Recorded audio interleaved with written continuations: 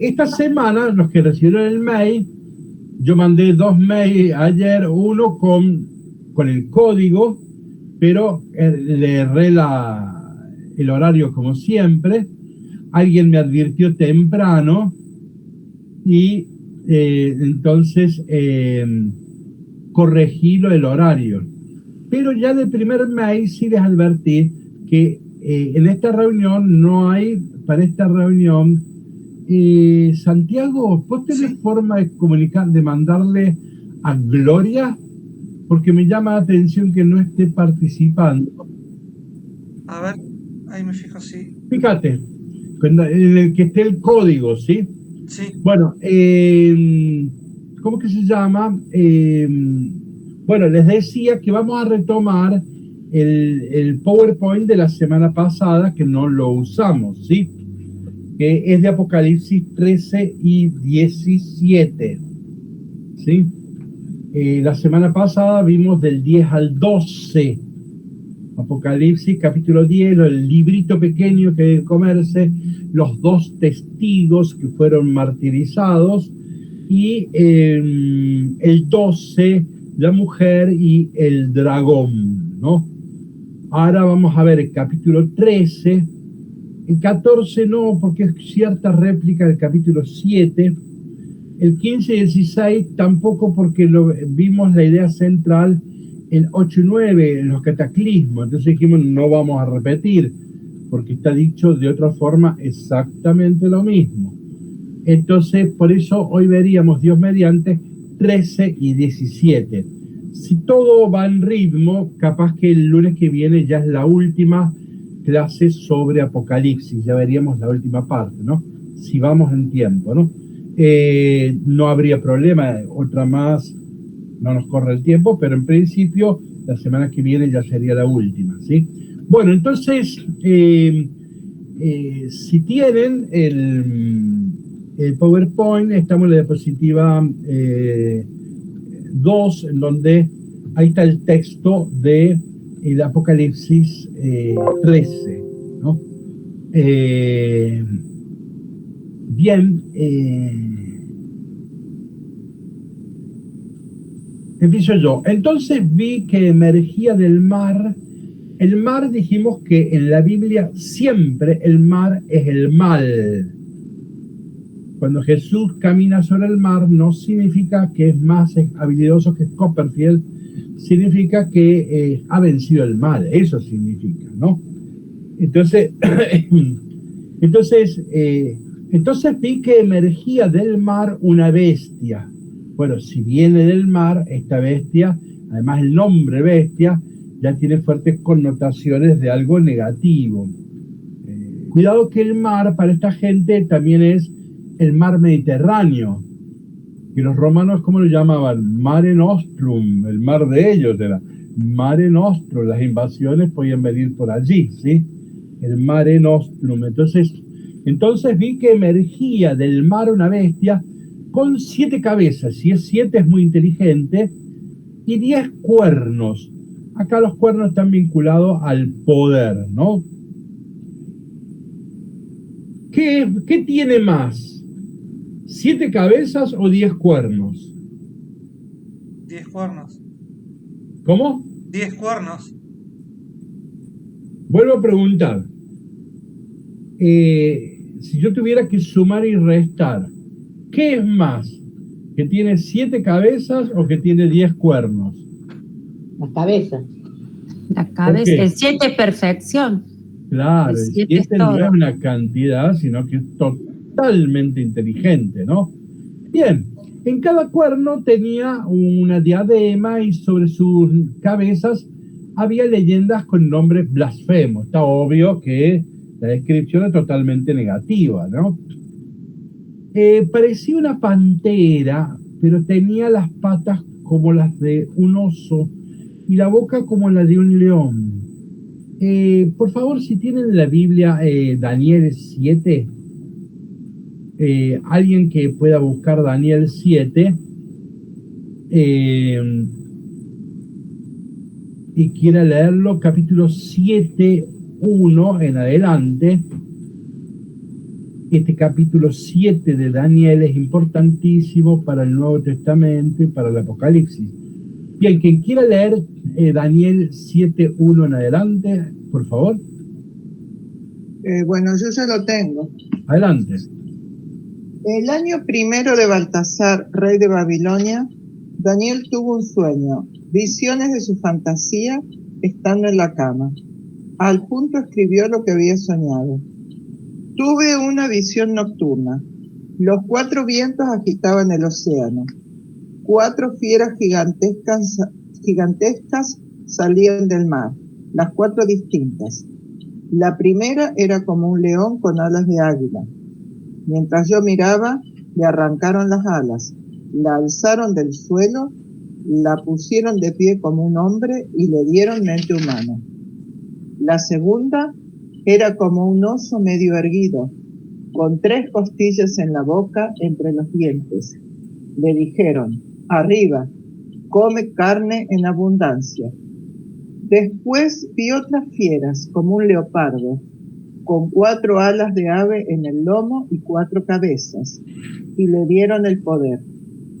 Después, suficiente, gracias Ana María.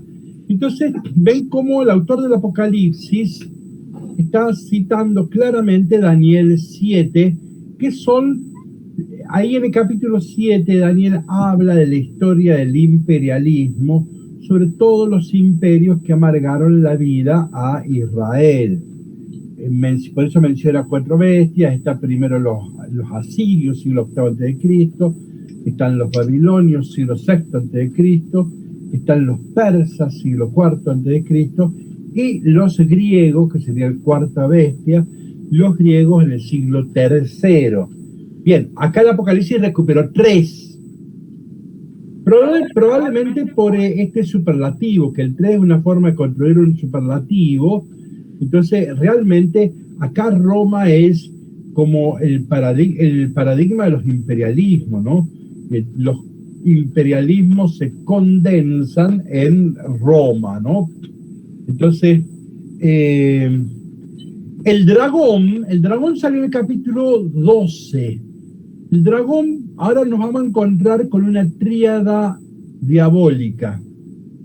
No es bueno usar la expresión Trinidad diabólica. Yo muchos años usé la expresión Trinidad diabólica y con el tiempo me di cuenta que es un error, porque la palabra Trinidad en el léxico cristiano está vinculado a la Santísima Trinidad. Entonces no es meter una palabra que no conviene no usarla. No estaría mal, nadie puede decir hay una Trinidad diabólica, pero por eso yo consejo decir una tríada diabólica. En el capítulo 12 era el dragón, sería el diablo padre. Ven que miren, el dragón le cedió su poder, ven que es el de que da, el que dona. El dragón le cedió su poder y su trono a con un inmenso imperio, a la bestia. Entonces esta bestia sería el diablo hijo. El dragón sería el diablo padre. Esta bestia es el diablo hijo. Significa que en el imperio romano se encarna, ¿sí? No la segunda persona de la Santísima Trinidad, sino el segundo diablo, ¿sí? Que es diablo hijo. Entonces ven que está satanizando el imperio. El origen del imperio es el dragón, pero la verdad del imperio es Satanás, que es la bestia. Ven cómo está satanizando el imperio romano. Hago una advertencia. En todo el Nuevo Testamento no hay una satanización del Imperio Romano, para nada. Lucas ama a Roma. Todo el Nuevo Testamento es que no es que lo amen, a ver, hablo con precisión. La Iglesia quiere cooptar el Imperio Romano.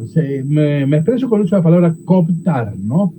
La Iglesia quiere cooptar el Imperio Romano, por lo tanto no quiere enfrentarlo, menos satanizarlo.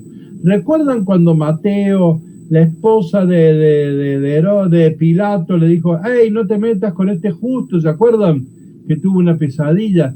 Ven cómo Pilatos, miren, lo tenemos en el credo, Pilato, ¿no?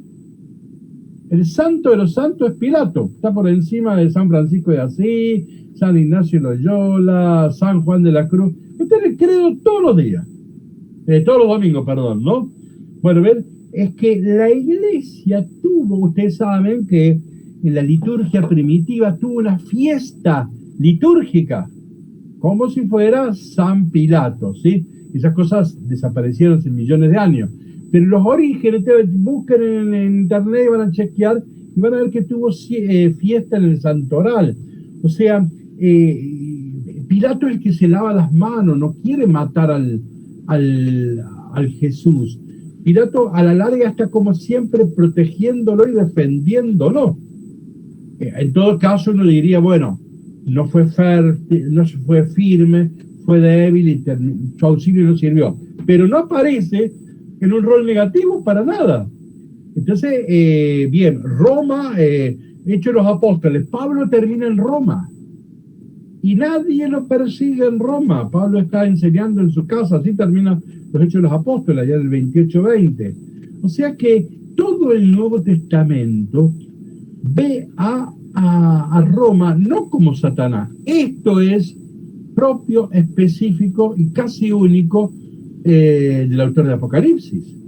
Es una postura dentro de la iglesia, pero no es la postura de todo el Nuevo Testamento. Bueno, entonces acá vemos algo. El autor de Apocalipsis dice: el resto no está viendo el tufo satánico que tiene este imperio, y él cree que hay que satanizarlo, y acá lo está haciendo, ¿no? Una de sus cabezas, recuerda que tenía 7 cabezas, una de sus cabezas parecía herida de muerte. Recuerdan que yo les dije que el Apocalipsis siempre habla así, era algo semejante a, parecía a. Una de las cabezas parecía herida de muerte, pero su llaga mortal estaba ya cicatrizada. Toda la tierra maravillada siguió a la bestia. Y todos adoraron al dragón, porque él le había cedido el poder. Y también adoraron a la bestia, diciendo: ¿quién se le puede igualar y quién puede luchar contra ella? Fíjense ahora, esta bestia que tenía una herida, esto está haciendo clara alusión a lo que se llama al mito de Nerón redivivo. Nerón redivivo. No se usa la palabra resucitar. Redivivo, ¿vieron cuando a usted, qué sé yo, le da un infarto y está a punto de morirse y llega de un enfermero, le hace los masajes correspondientes y lo rescata? Y eso no se llama resucitar porque usted no murió, se llama redivivo, ¿está claro? O resucitación, pero no resurrección. Entonces, ¿cuál era el mito? Nerón sabía que a él no lo quería ni la madre, ¿sí? Realmente hay que leer la historia de Nerón, ahí tiene el Suetonio, mataba a sus hijos, bueno, son todas esas crápulas que existieron. Bien. Ahora, ¿qué pasa? Nerón entonces decía esto: yo sé que todos me odian, algún día me voy a hacer el muerto, y cuando no se lo esperen, voy a aparecer con un ejército y los voy a matar a todos los traidores. Bueno, eso se llama el mito del Nerón redivivo, ¿sí? O leyenda, no mito, la leyenda de Nerón redivivo, ¿no? Acá el autor de Apocalipsis está evocando eso, ¿no? Entonces, pero acá también hay una burla al cordero degollado. Esta es una bestia herida, pero acá probablemente se está burlando de el cordero degollado, ¿sí? Bien, entonces, y todos adoraron al dragón, que sería el diablo padre, porque él había sido el poder, y también adoraron a la bestia, sería el diablo hijo, ¿sí? El encarnado del Imperio Romano. Y acá viene una fórmula de adoración. ¿Quién se le puede igualar y quién puede luchar contra ella? Esto lo van a encontrar. ¿Se acuerdan cuando vimos Apocalipsis 12 y salía que Miguel venció a Satanás. Yo les habré dicho que Micael, significa ¿quién como Dios? Ese nombre es una fórmula de oración, o sea, nadie hay como Dios. Entonces, acá ven, acá hay una fórmula de oración que están haciendo el Imperio Romano. ¿Quién como la bestia? ¿Quién puede luchar contra ella? Ciertamente que el Imperio Romano está haciendo, se está autodivinizando, esto ya venía de los griegos, pero sobre todo el Imperio Romano. Por eso, ¿quién contra Roma? ¿Quién contra la diosa Roma? ¿No? Y esto es muy, muy importante. Miren, la idolatría es la base del totalitarismo. La idolatría, idolatrar a un modelo económico, un Estado, ¿no? Si usted idolatra al Estado y cae rápidamente, está todo abonado para caer en estado totalitario, ¿no? Entonces, en la catequesis en Roma, los filósofos, los juristas romanos, querían que todos adoraran a Roma. ¿Qué pasa si Roma es Dios o diosa? Nadie la puede cuestionar. A los dioses son incuestionables. Entonces, ¿qué pasa? Acá la idolatría me secuestra la inteligencia crítica. La idolatría, ¿sí? Secuestra la posición crítica. Por eso el endiosamiento de los líderes, de los políticos, es un tema clave. Porque ¿qué pasa? Entonces nadie cuestiona. ¿Quién va a cuestionar los planes económicos de Roma? Nadie, porque si esto lo han hecho los dioses, es incuestionable, ¿no? Entonces esto es muy, muy importante. La idolatría. Miren que estamos viviendo en tiempos donde la política hoy es más religión que política. La política dejó de ser algo político. No es una cuestión de, bueno, abandonó la política. Hoy parecen más grupos religiosos, ¿lo han notado? ¿No? Y hay un entorno religioso. Entonces, por eso es muy importante, hoy el tema de idolatría es un tema clave. Hoy, para poder posicionarse políticamente, hay que estudiar a fondo lo que es la idolatría. Entonces, la idolatría a mí me embota la cabeza y no me permite la pregunta crítica. Bueno, por eso es importante, bueno, acá, pero no nos vayamos, no sé cómo fue para allá. Estamos en la diapositiva 3.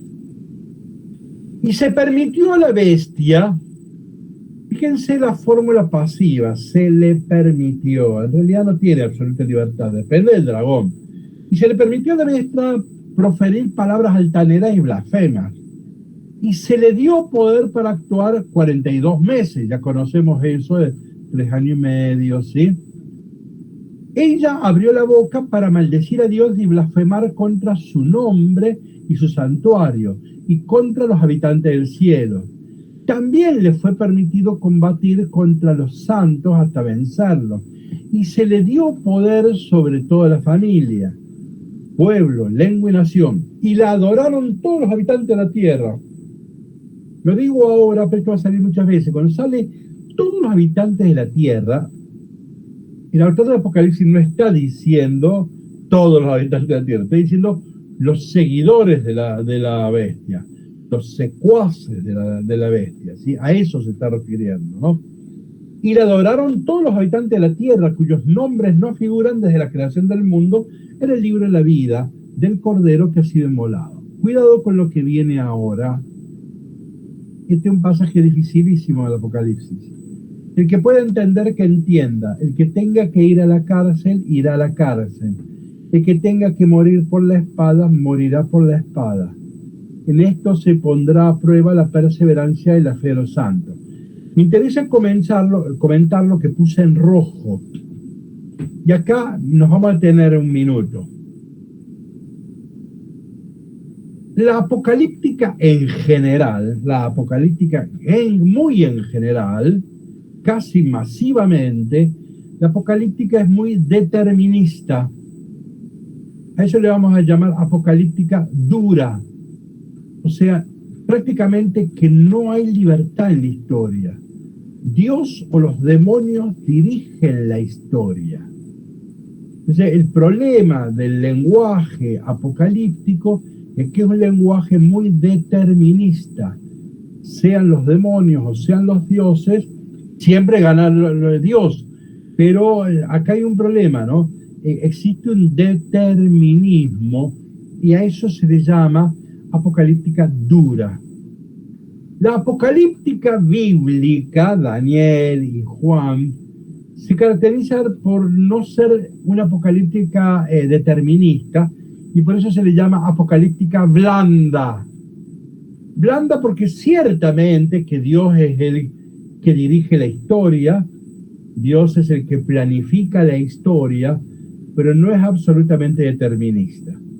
Entonces, la apocalíptica bíblica se le suele llamar apocalíptica blanda, porque reconoce un buen marco para la libertad humana. ¿Sí? Entonces, podemos decir así, la apocalíptica dura es aquella que determina la historia. La apocalíptica blanda es aquella que condiciona la historia, pero no la determina.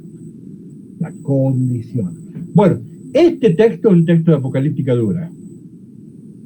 Y acá tenemos un texto de apocalíptica dura, entonces no pierdan la cabeza tratando de interpretarlo. Este es un texto determinista, aunque nosotros sabemos que en toda la Biblia no es determinista, ¿sí? Bien. Vamos a seguir leyendo, diapositiva 5. Enseguida vi surgir de la tierra, cuidado, la primera bestia que vimos salía del mar. Esta viene de la tierra. Enseguida vi surgir de la tierra otra bestia que tenía 12 cuernos como los de un cordero, pero hablaba como un dragón. ¿Se entiende la imagen? A ver, si vamos a la diapositiva 9.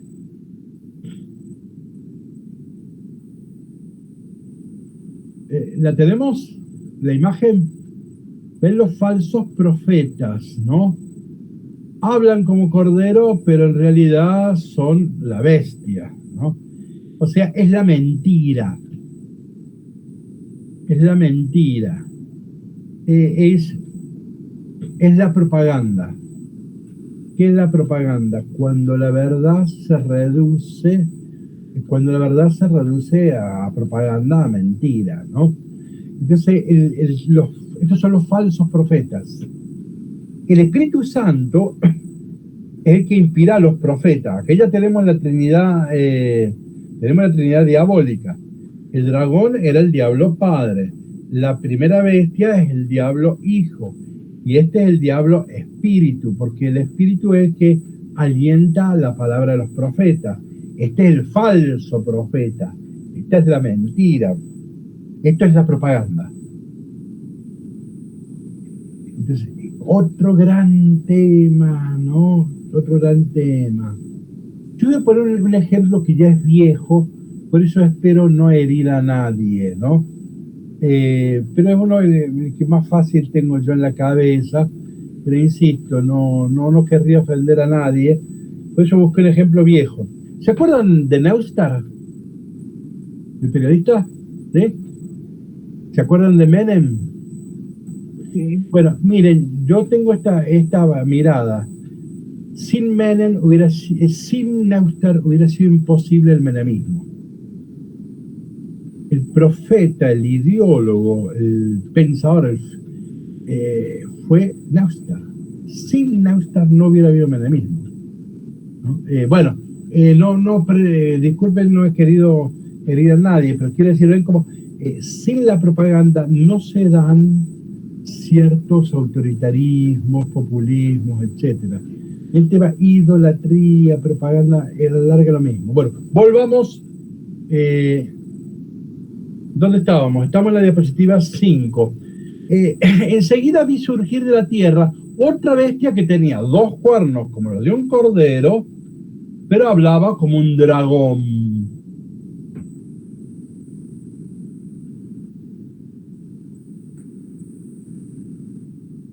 Me acordé un ejemplo, disculpen. En aquel entonces, de Menem, etcétera, miren cómo se hablaba. Es muy importante ver cómo se comunica, ¿no? La palabra flexibilidad. ¿Se acuerda la palabra flexibilidad? La palabra flexible, ¿qué es? Algo que se puede mover, amoldar, ¿sí? No violento. Que tiene plasticidad. Plasticidad, muy bien, ¿ven? En cambio, duro es algo bien cerrado, ¿no es así?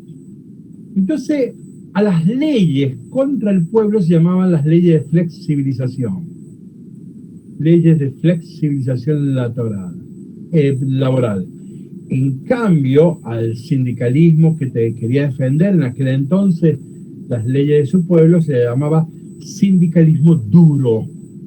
¿Ven el uso de la palabra flexible y duro, no? Bueno, volvamos acá. Entonces, tenía 2 cuernos como los de un cordero, pero hablaba como el dragón.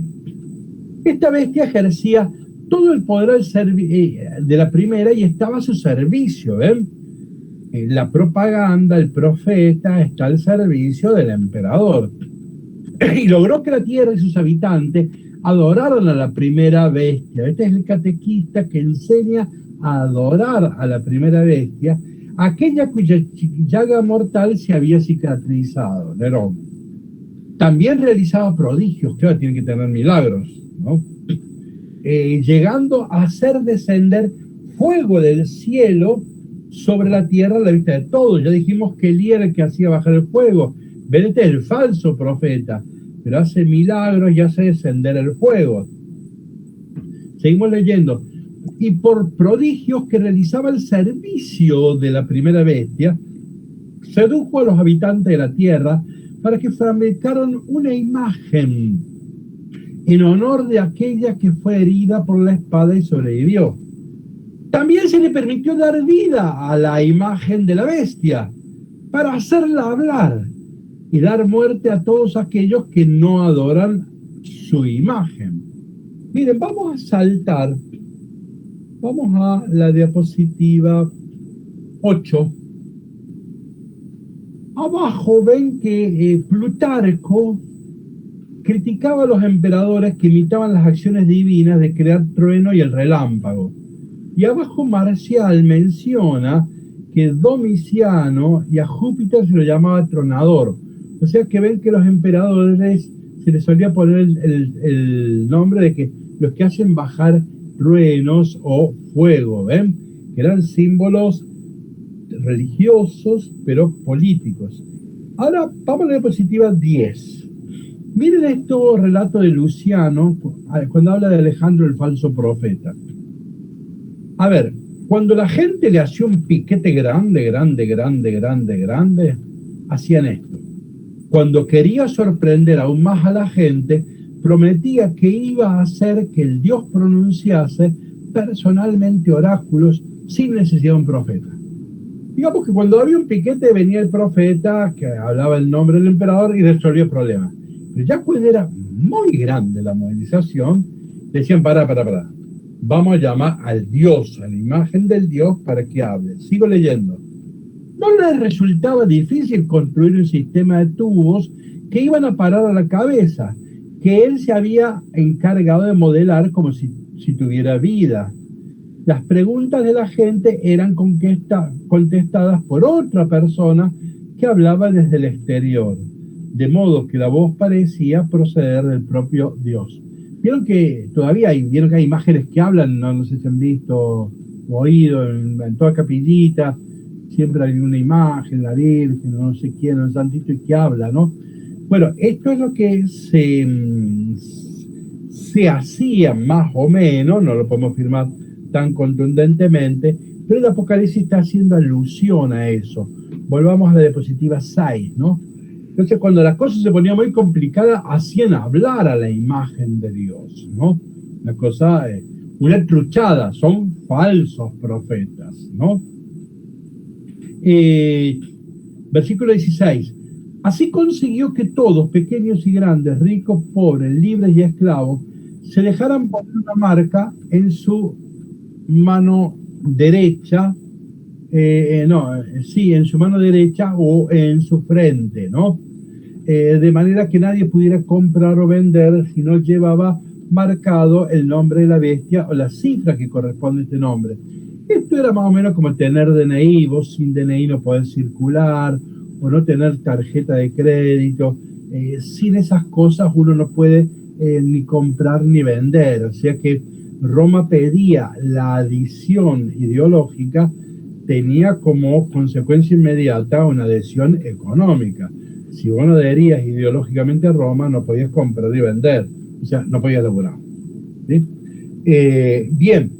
Y viene el famoso texto del Apocalipsis, diapositiva 7. Para esto se necesita sutileza.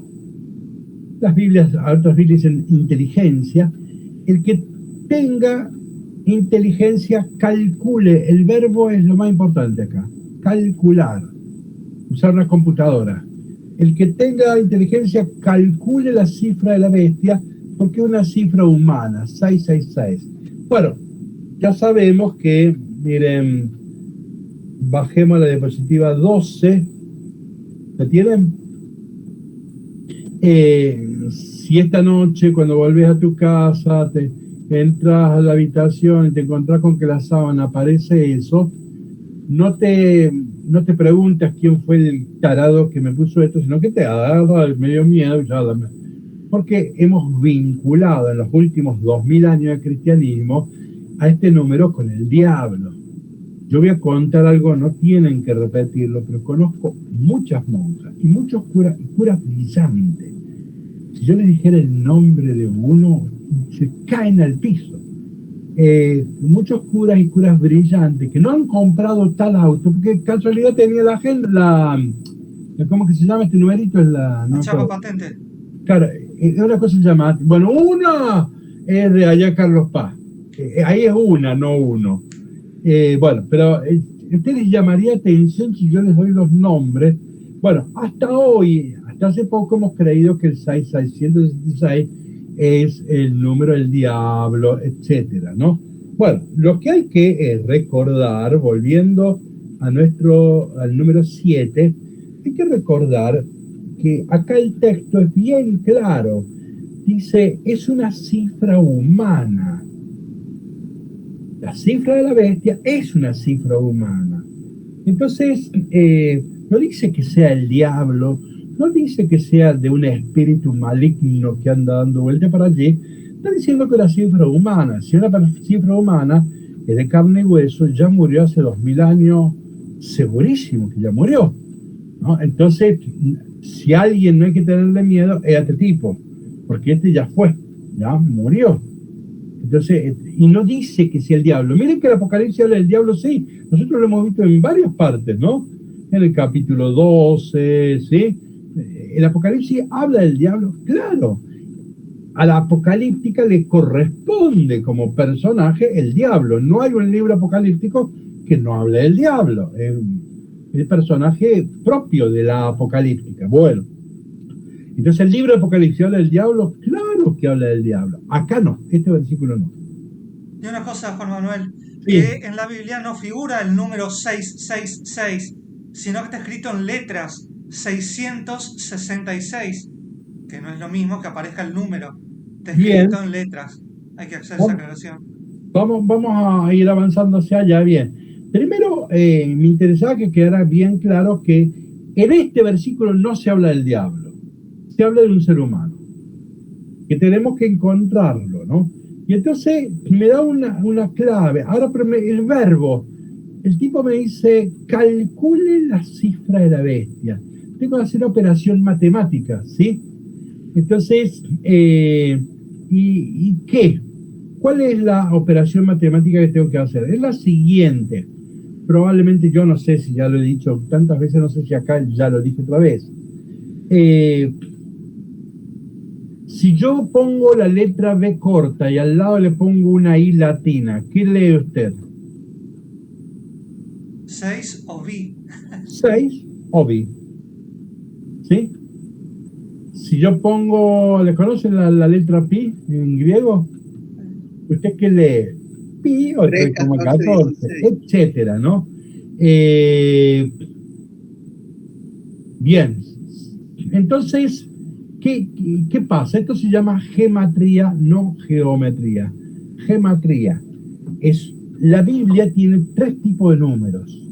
Los primeros son los comunes, los números cuantitativos. Supongamos una mesa tiene 4 patas. Ahí no hay ningún simbolismo, es algo muy obvio. Pero después existen los números simbólicos, que ya no son vehículo de una cantidad, sino de una idea. El 7 no es una cantidad en la Biblia, sino que es una idea que es perfección o totalidad. Y este tercer grupo de números que se llama gematría, no geometría. ¿Qué es la gematría? Es el valor numérico de las letras. Ya lo voy a mostrar a eso. Fíjense, en tiempo del Apocalipsis no existía este dibujito que yo acá puse. ¿Cómo se llaman estos números? ¿Cuál es el gentilicio de estos números? Arábigos. Arábigos. Lo inventaron los árabes. ¿Cuándo? 600 años después de Cristo.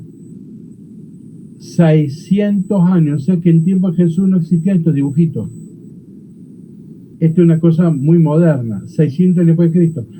Marco Polo encontró el cero en la India allá por el año 800 de la era cristiana. Y estos dibujitos se empiezan a usar, por lo menos en Europa, a partir del 1200, no antes. Y un papa tuvo que escribir una bula para obligar a los mercaderes cristianos a usar estos dibujitos. Porque los cristianos no querían usarlo, ¿por qué? Porque este es un invento de los árabes. Y los árabes habían invadido Europa como 8 siglos. Entonces los odiábamos a los árabes, ¿está claro? Entonces esto era Mahoma, esto era Satanás en la tierra, ¿sí? Entonces jamás el autor del Apocalipsis ha usado este dibujito, que para nosotros sí, ya 1000 años después, sí los usamos nosotros. Entonces, como decía Santiago hace un ratito, acá el autor del Apocalipsis puso letras. ¿Qué puso? Vamos ahora. Miren la diapositiva 13. Yo no sé si van a distinguir ahí.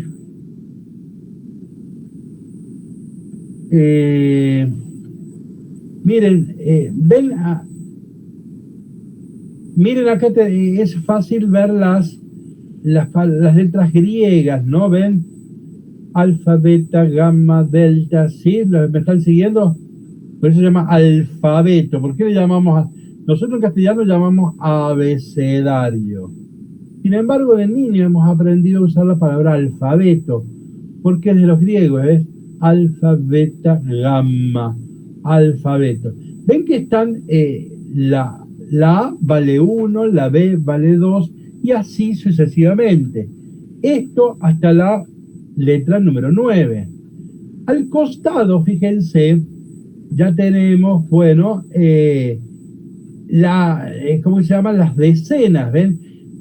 A partir de la letra 10, las letras pasaban de 10, 20, 30, 40, 50, para poder decir que compré 5.000 cabritos y tengo que usar esta. Ya la segunda parte del alfabeto ya no vale cada letra una, sino que cada uno vale 10. Y la última parte del alfabeto también, 100, 200, 300, 400. ¿Está claro? Así uno podía escribir números altos, pero insistamos, no son números, son letras. Miren ahora abajo, diapositiva 14. Ahí tenemos, ven arriba, Cor, vale 100, son palabras ahora, son las letras del alefato hebreo. Él dice, Cor vale 100, Samet 60, Resh vale 200. Ven que está lejos, la Resh es como la R nuestra, ¿no? La Num 50, Resh 200, la Bao vale 6, Num 50, eso me da 666, ¿sí? Entonces ahí tengo en el segundo, no me sale, recuadro, ahí tengo los dibujitos de las letras hebreas. Entonces, lo que encontraban escrito era esto, sea en griego o sea en hebreo. Y entonces te da 666. Miren la diapositiva 15. ¿Ven? Esto era lo que había que calcular. ¿Cuál? La correspondencia de cada letra con cada número. Y eso daba Nerón César. O sea, entonces, ¿quién es el 666? Es Nerón César. Ahora, miren otro detalle importante. El número 7 sale más de 1000 veces en la Biblia. Quiere decir que si yo a usted le pidiera, le encargara un trabajito, hágame un estudio sobre el número 7, ese tiene que ir a un monasterio, encerrarse 15 días, leerse toda la Biblia, primero para registrar todos los 7 que aparecen en la Biblia. ¿Me expreso? Es un laborito que le va a llevar 15 días o 20, ¿no? En cambio, miren ahora que es distinto. El 666 es la única vez que sale en la Biblia. Me corrijo, sale 2 veces. Pero la otra vez que aparece en un libro histórico, en Salomón. O sea que ahí no tiene no es un número gemátrico, no. La única vez que sale el número gemátrico es en el Apocalipsis. O sea que estudiar el 7 es arduo. En cambio, el número 666 es un número fácil de estudiar porque es la única vez que sale. Y cuando sé que es la gematría, sumo y resto y se acabó la cuestión, ¿no? Bueno, entonces, miren ahora diapositiva. Entonces Nerón César, que ya murió hace 2000 años, no es el diablo ni nada de esas cosas, ¿no? Entonces vamos a la diapositiva 16 y acá hacemos una síntesis. Hay una sola realidad con 2 miradas. Desde el cielo, Satanás ha sido derrotado. Y esa es la verdad más profunda de la historia según el Apocalipsis. Ahora, en la tierra, capítulo 13, Satanás vence. Y esta es la mirada empírica de la historia, ¿no? Cuando uno mira la historia desde los diarios, desde la radio, y sí, Satanás sigue venciendo. Ahora, la lectura creyente, la lectura profunda de la fe, nosotros sabemos que Satán ya ha sido vencido por Cristo, ¿no? Entonces, capítulo 12 y 13 deben ser leídos juntos. Bueno, miren diapositiva 17. Allí hay un documento que yo les recomiendo mucho, que está digitalizado, que lo bajen y lo guarden. Es un documentazo, no es para leer ahora, hecho por la Pontificia Comisión Bíblica, se llama Biblia y Moral. El que está a la izquierda en rojo, una versión cara, es la que compré yo, porque antes la única que había era la cara. Ahora salió una edición económica, que la hace Ágape, es la versión que tiene la derecha. Si hoy la compran en las librerías es económica, y si no, la baja en internet. Es una joya, realmente es un documento excelente, ¿no? Bueno, en este documento, vamos a la diapositiva 18, no, vamos a la diapositiva 19, en el número 116, tiene este título: la oposición del Apocalipsis al sistema demoníaco antidios. Mi pretensión era que lo leyéramos aquí para que ver que este enfoque que yo estoy haciendo de la satanización del Imperio Romano, todo esto, es lo que enseña la Iglesia. Entonces, pero bueno, no vamos a tener tiempo para leerlo entero. A ver si encuentro una frasecita.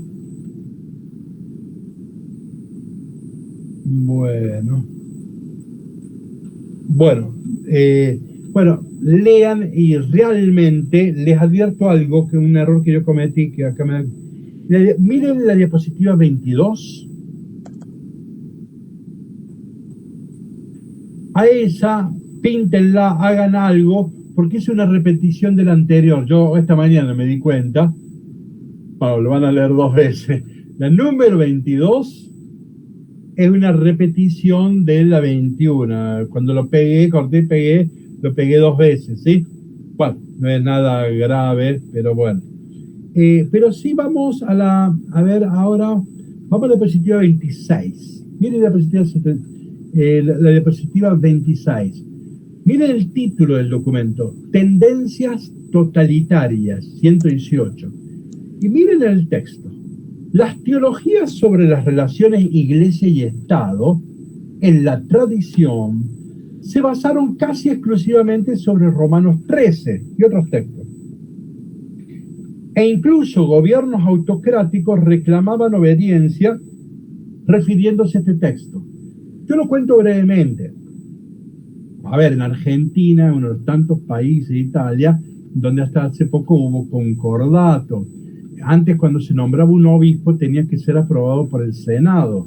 Por eso mucho tiempo no había obispos, no era un trámite solamente religioso. Bueno, por el concordato hace que siempre hubo relaciones Iglesia-Estado, a veces buenas y a veces malas.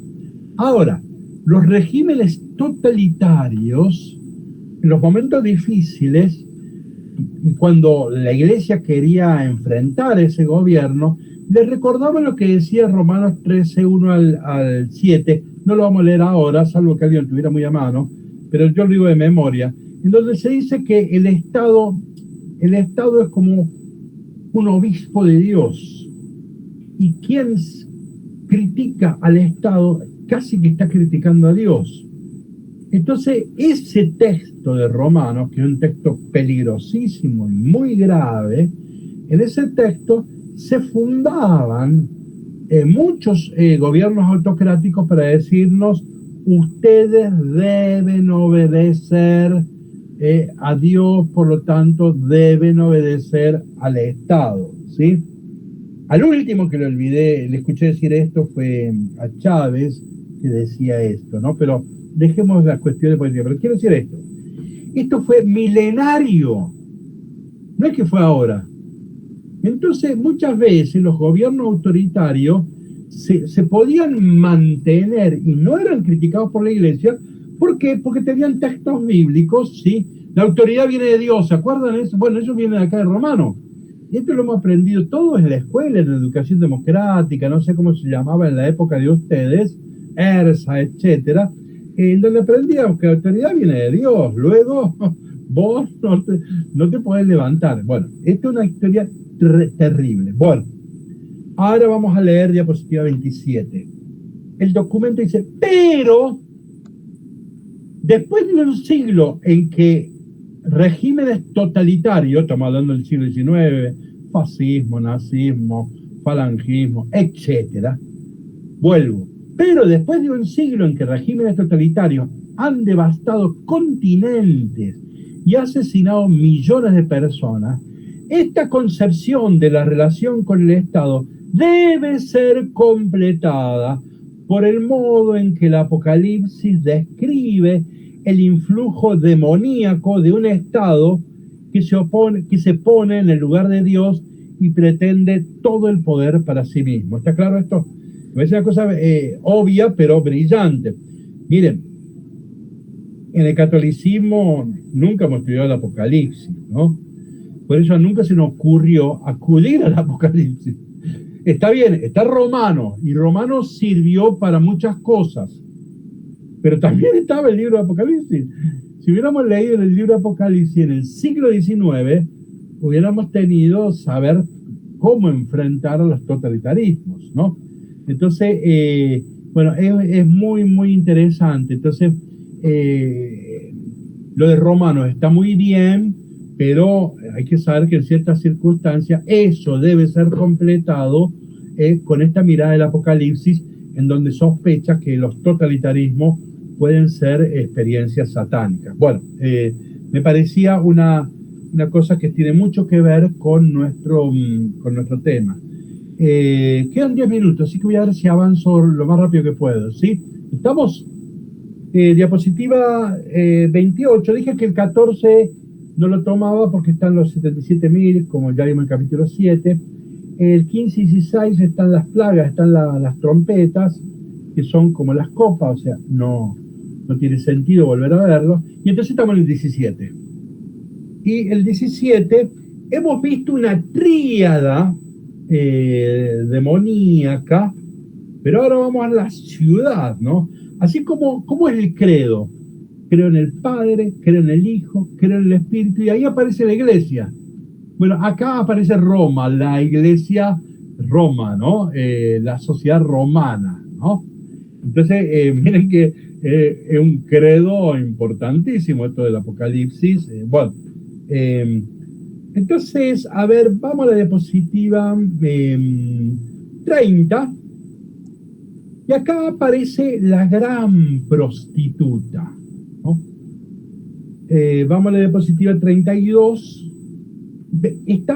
Dice, la mujer estaba vestida de púrpura y escarlata, resplandeciente de oro, de piedras preciosas y de perlas, y tenía en su mano una copa de oro colmada de la abominable impureza de su fornicación, ¿no?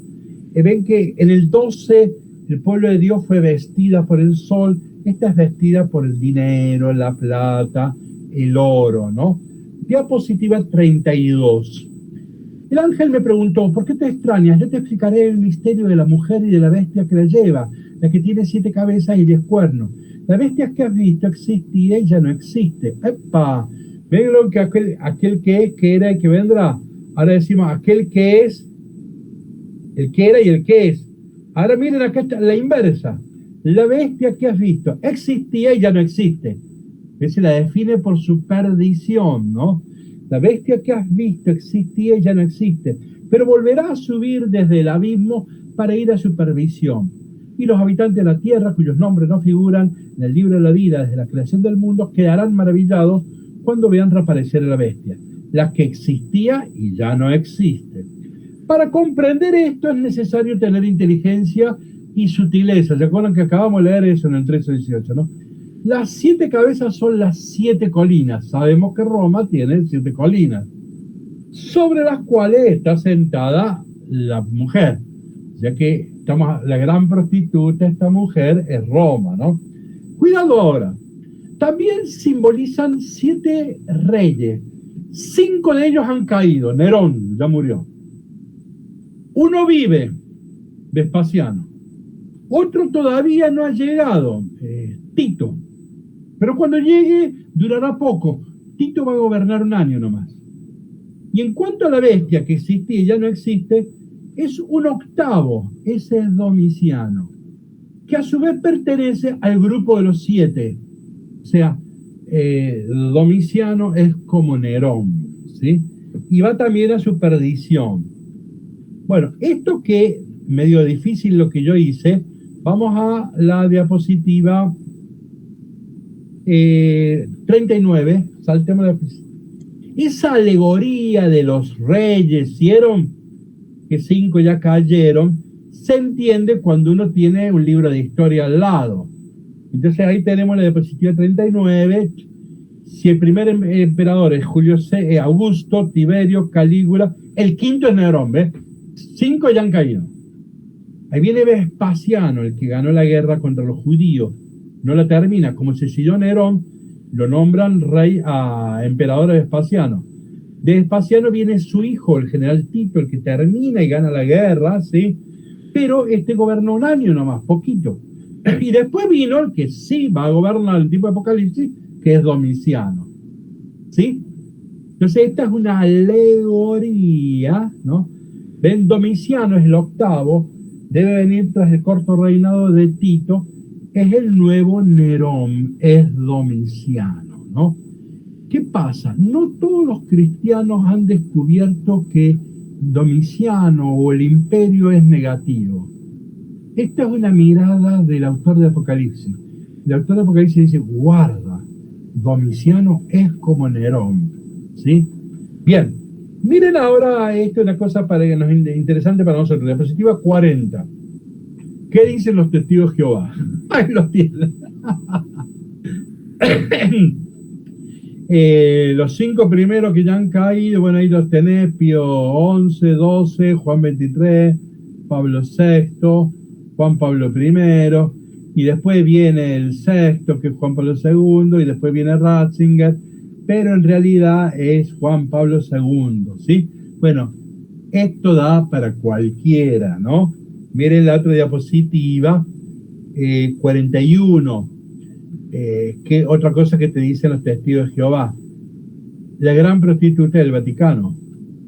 Así, lisa y llanamente. Te dicen que el anticristo, el 666, es el Papa.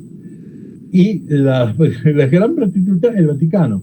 Lo que hay que saber es que las 7 colinas, que ahí las tienen los nombres, miren el mapita, donde están las 7 colinas, miren a la izquierda, está el Vaticano no está dentro de las 7 colinas. Vamos a otra más clarita, diapositiva 42, ven las 7 colinas, y justo afuera de las 7 colinas está el Vaticano, ¿no? O sea que en ese sentido tampoco se acierta, ¿no? Bueno, pero entonces miren, ¿qué es el credo? A ver, la teología católica ha insistido a partir del Concilio Vaticano II que para estudiar teología, para comprender teología, para enseñar teología, para anunciar la fe, hay que tener lo que se llama la jerarquía de verdades. O sea, no todas las verdades en la Iglesia Católica tienen el mismo tenor, ¿no es así? Entonces, la existencia de cierto ángel no tiene el mismo calibre que creer en la Santísima Trinidad, ¿me expreso? Entonces, hay una jerarquía de verdades. Entonces, cuando yo tenga que hablar con protestantes, no debo exigirles a ellos que crean en todas las cositas que nosotros creemos por piedad. Tengo que tratar de presentar lo que se llama la jerarquía de verdades y tratar de lograr el diálogo sobre lo esencial, no sobre muchas cosas que tenemos en la Iglesia, pero que no definen el ser de la Iglesia, ¿eh? Distingamos tener y ser. En la tradición católica hay muchas cosas que tenemos, pero no necesariamente son, ¿no? Así habla la Dei Verbum número 8, distinguir entre la tradición, el tener del ser. Bueno, entonces, si uno va a hablar con protestantes, es bueno saber que se habla con la jerarquía de verdades que tiene la católica. ¿Cuál es la jerarquía? El credo. O sea, el Padre, el Hijo, el Espíritu y la Iglesia. Ven que el Apocalipsis es eso. Capítulo 12, el diablo Padre. Capítulo 13, tenemos el diablo Hijo y el diablo Espíritu. Capítulo 17, tenés la sociedad, la gran prostituta, la Iglesia. Fíjense qué paralelos se pueden hacer, ¿no? Bueno, inclusive falta un minuto. Entonces, la semana que viene terminaremos ya con el Apocalipsis, ¿sí? Creo que sí, que lo vamos a terminar, ¿no? Ya terminó el del curso del Evangelio, el viernes. Este va a terminar la próxima semana, o sea que todavía con Pablo nos va a quedar 2 reuniones más. Les recuerdo, les habrán llegado las invitaciones para hacer el curso de teología dogmática. Es algo distinto, muy distinto, pero bueno, para quien se anime a hacer un esfuerzo distinto, entonces, bueno, se juega y lo hacemos, ¿no? Entonces sí, inscríbanse con tiempo. Yo voy a cerrar la inscripción el 18 de octubre y repito, yo les voy a pedir como exigencia el compromiso de que lean el libro. Yo voy a decir, para la semana que viene, de página tal a página tal, si no participamos en la reunión con el libro leído, no lo vamos a poder leer, no es como en Biblia, no vamos a leer el libro.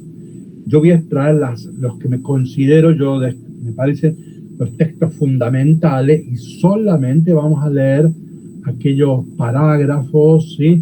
Que sean centrales para que se comenta, se discuta y se vea por dónde va la cuestión, ¿no? Entonces, bien, yo a los que se inscriban, yo el 18 de octubre recién les voy a mandar el libro digitalizado, porque tengo 2 versiones, pero quiero chequear cuál es la mejor pero me voy a tomar mi tiempo, o sea que yo el 18 de octubre les voy a mandar el libro digitalizado a los que al 18 de octubre se anoten. Esto será, cuando dijimos, a los martes a las 20 horas. Van a ser 5 martes de noviembre y después de las vacaciones 5 martes de febrero. Bueno, que tengan una linda semana. Saludos a todos, un gusto. Igualmente, Cariño. padre, que lo pase Chau, chau. bien.